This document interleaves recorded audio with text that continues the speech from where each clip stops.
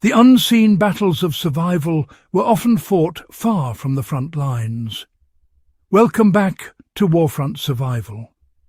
Before we dive into tanks, artillery and strategies, just take a moment to consider the quiet, invisible battles that shape the outcomes of entire campaigns. In both world wars, soldiers were not just fighting the enemy, they were fighting the cold, the hunger, the fatigue, and, the small missteps that could turn a seasoned soldier into a casualty before a single shot was fired. On the Eastern Front, in the trenches of France or the mountains of Korea, survival often depended not on firepower, but on understanding your environment and the limits of human endurance. Today, we're going to explore one of the most overlooked yet crucial lessons of wartime survival. How soldiers historically managed the deadly combination of cold, moisture and inadequate gear to preserve life and mission capability. What you'll learn here isn't just history. It's a blueprint for anyone serious about enduring extreme conditions. When historians recount the Eastern Front of World War II, the focus is often on massive tank battles or encirclements, but for the infantryman, winter was an enemy in its own right.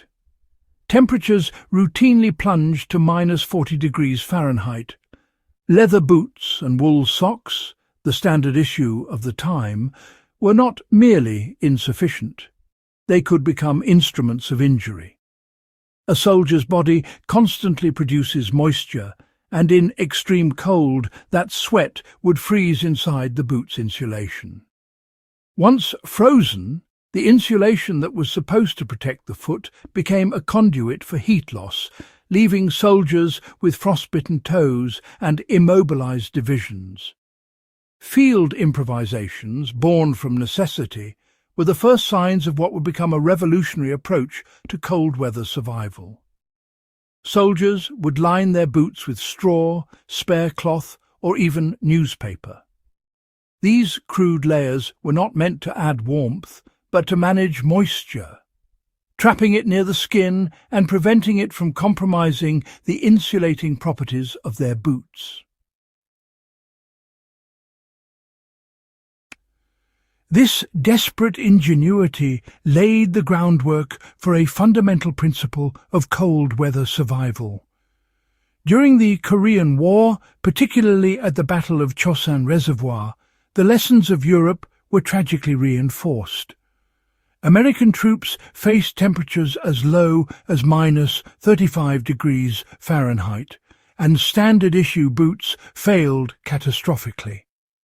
The military responded with what would become one of the most iconic pieces of cold weather gear, the vapor barrier boot, widely known as the bunny boot. Its design was deceptively simple, yet revolutionary. The boot encased the foot in waterproof rubber, sealing in layers of wool and felt insulation. Instead of trying to wick sweat away, the boot trapped it near the skin, preventing it from reaching the insulating layers where it would freeze. This created a controlled microclimate, keeping the insulation dry and functional while, accepting the unavoidable presence of moisture at the skin level. At its core, the vapor barrier principle addresses the physics of failure in extreme cold. In moderate temperatures, breathable boots work fine because, moisture can escape without freezing. Below -20 degrees Fahrenheit, however, the dynamics change. Moisture traveling through insulation will freeze, destroying its ability to insulate. By introducing an impermeable layer, whether it's the rubber of a military boot or a simple plastic liner, warm, humid air is trapped around the foot, preventing frost from compromising the insulation. Modern systems like the VBX Vapor Barrier X boots employ this same concept, combining multi-layer wool insulation with a sealed waterproof membrane. The takeaway for modern survivalists is clear. Managing moisture internally is more critical than attempting external breathability in extreme cold. For anyone serious about cold weather survival, the principle extends far beyond historical boots. Start by assessing the environment. The vapor barrier technique is meant for sustained exposure to extreme cold, not for a brisk winter walk. Understand your gear. Removable liners in modern cold weather boots already implement this principle, but consistent maintenance, such as drying liners overnight, is essential. Build a flexible system. Carry vapor barrier liners for prolonged expeditions, or keep lightweight alternatives such as durable plastic bags in your emergency kit. Practice adaptability. Just as special forces repurpose items creatively for survival, recognize where your gear can fail and how you can mitigate it. The difference between preparation and improvisation can mean the difference between life and death. The story of the bunny boot and the vapor barrier principle is not just a military curiosity. It is a testament to human ingenuity under extreme conditions. Soldiers endured frostbite, freezing rivers, and unrelenting winters to uncover insights that remain foundational to survival strategy today.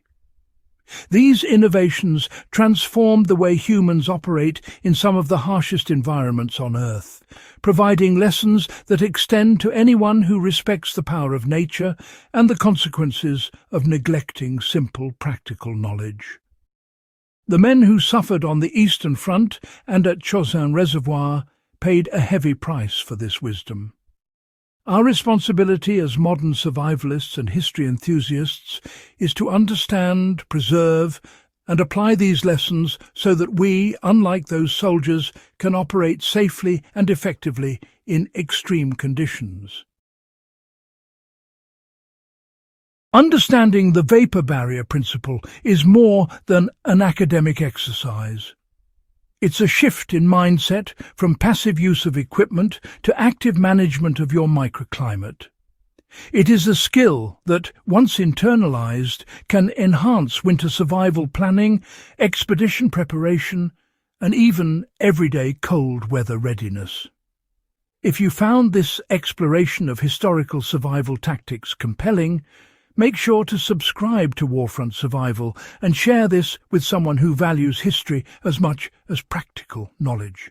Every view and every share helps keep these critical lessons alive and accessible for generations of enthusiasts and survivalists. Stay alert, stay informed, and we'll see you on the next deep dive into the forgotten truths of warfare and survival.